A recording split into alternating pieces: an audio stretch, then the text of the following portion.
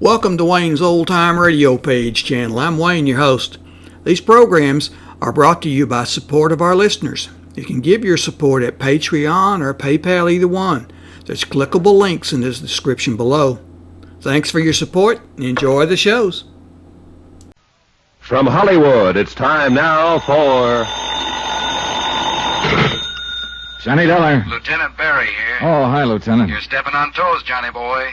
Who's now? Dr. Victor Palmsquist. Here you had a chat with him. Just had you chat with a clam. Whatever it was, he was very unhappy about it. He called you? Yeah, very snide, too. Said if we had any more questions, to leave him alone and call his lawyers, and to keep unauthorized people away from him. Meaning me? Meaning you. Well, what's he worried about? You've already got his wife's killer in jail, haven't you? Everybody buys it but you, Johnny. You said it before. I'm a hard sale. Meet me for lunch. I'll try to sell you.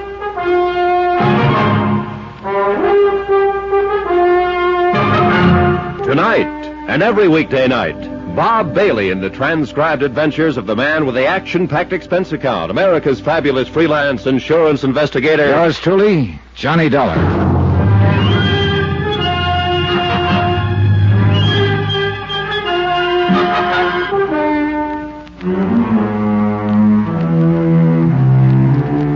From Special Investigator Johnny Dollar, location Los Angeles, California, to National Underwriters Association, 1180 River Road, Hartford, Connecticut. Assignment, the long shot matter. Expense account continued.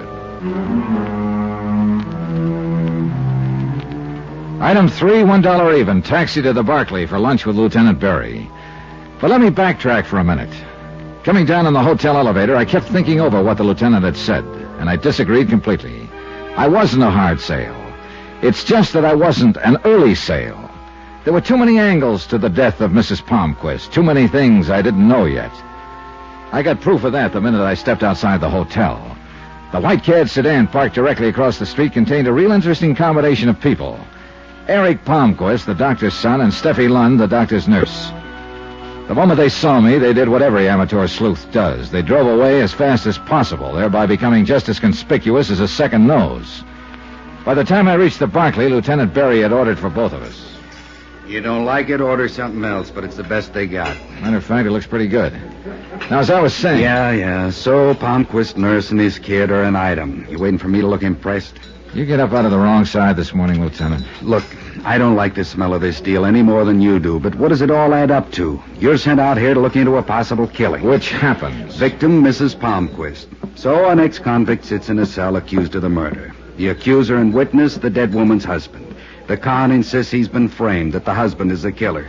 But the husband is well alibied, bringing it down to the setup known as ex-con versus respected citizen.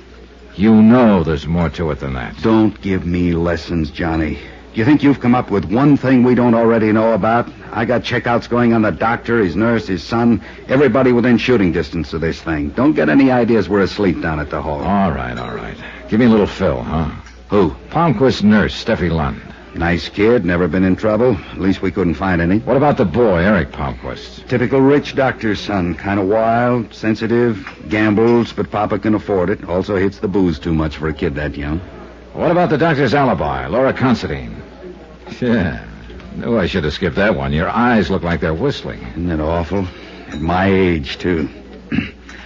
All right, Johnny, she's clean. By the way, where does she live? Has a big house in Long Beach. Why? No doctors there? It's still a free country. I know people whose doctors live in Patterson, New Jersey. Point. Oh, almost forgot. I got the lab report on that anonymous note that started this thing. Anything? Untraceable. No prints, cheap paper that can be bought anywhere. And the letters were cut from a dozen different magazines. Didn't tell us a thing. What do you mean it didn't? What? It told us someone was going to try to collect on a policy.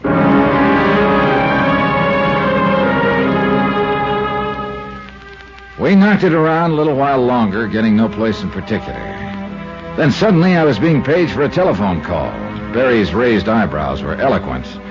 They made me feel like one of those would-be movie stars who have themselves paged in the Brown Derby so that other would-be stars will know they're there. I had a funny notion about who might be calling, so I told the waiter I'd take it in the booth out front and left Lieutenant Barry by himself. Johnny Dollar. Mr. Dollar, I'm so glad I found you. Oh? This is Steffi Lunn, Dr. Palmsquist nurse. Well, the day's picking up. I'm sorry. I hope I didn't interrupt your lunch. You see, I called your hotel and they told me where you'd gone. I'm sorry. Well, don't apologize, Steffi. A working girl who drives around in a beautiful white Cadillac doesn't have to, you know. I'll explain about that. Why should you owe me any explanation? Please, Mr. Dollar. I've got to see you right away. It's terribly important. Mr. Dollar. Where are you? I'm at Dr. Palmquist's office. Can you come here now, right away? Okay, I'll be right over. And please, don't bring anyone along with you, will you? However you want it, you're calling the shots. Oh, thank you. And hurry, please.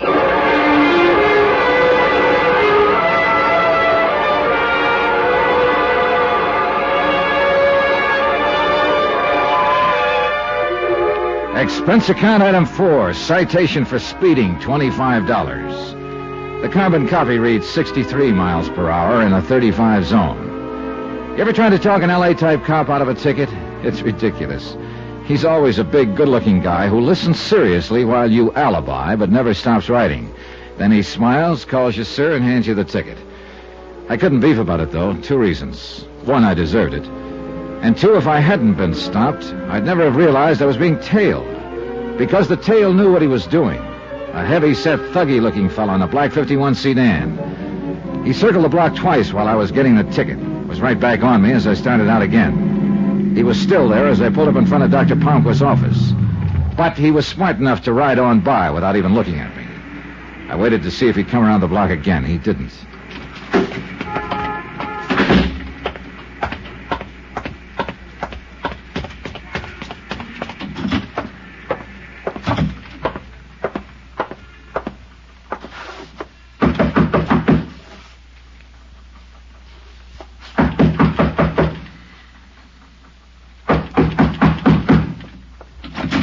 Yes, sir. What is it?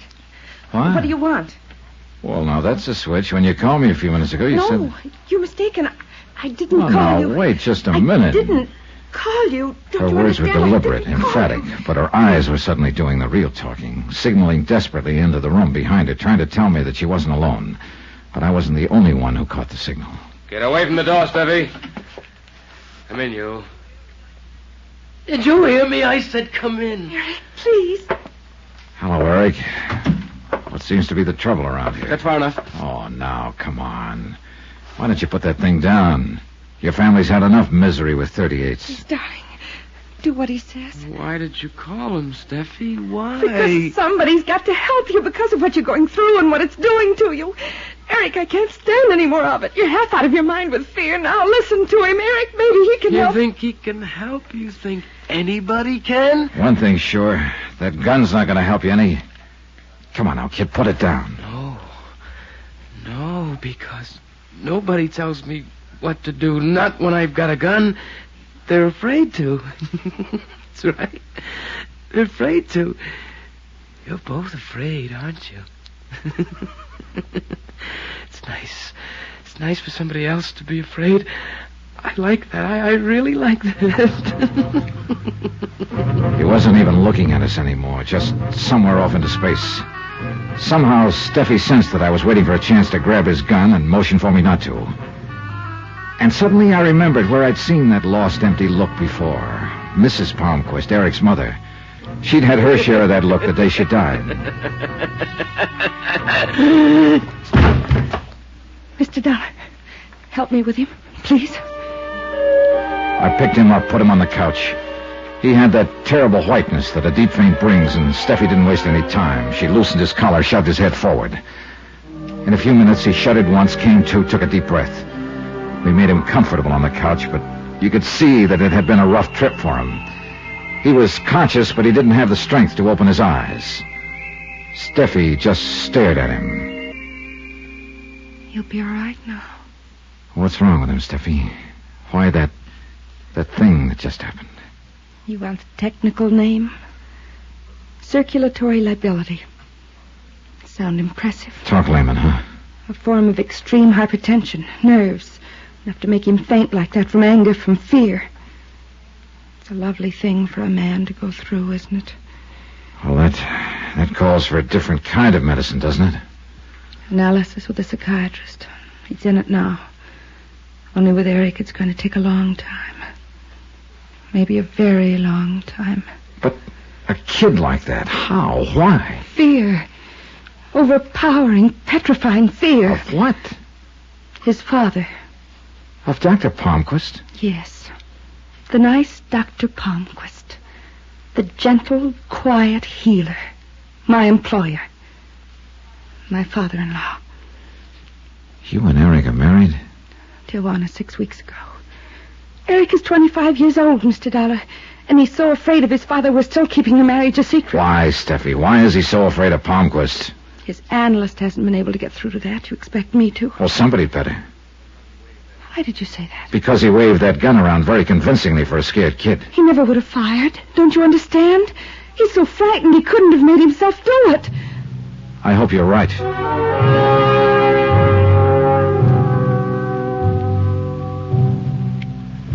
I didn't think it was quite the time to mention one small fact. That if Eric Palmsquist was incapable of pulling a trigger, it might turn out to be a very good thing for him. As the sole beneficiary of his mother's will, he would soon have $100,000 in a nice, tidy lump. And if he really was afraid of his father, a piece of money like that could take him a long, long way from the parental fold. In fact, no matter which way you turned, you couldn't get away from the logic that Eric Palmsquist might be regarded by some parties as a first-class suspect in the death of his mother.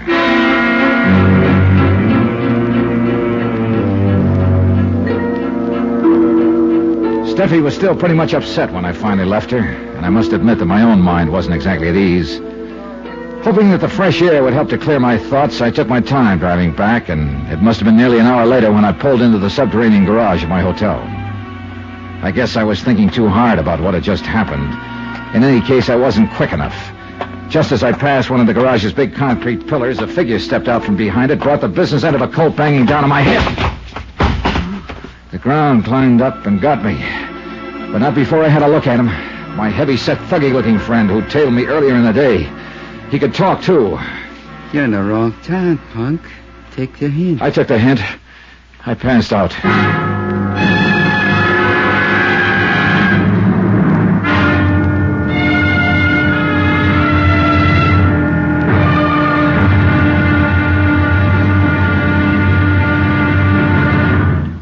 Now, here's our star to tell you about tomorrow's intriguing episode of this week's story. Tomorrow, a study in reactions. 3 of them. One by a man who should know, one by a man who doesn't, and another by a bullet. Join us, won't you? Yours truly, Johnny Dollar.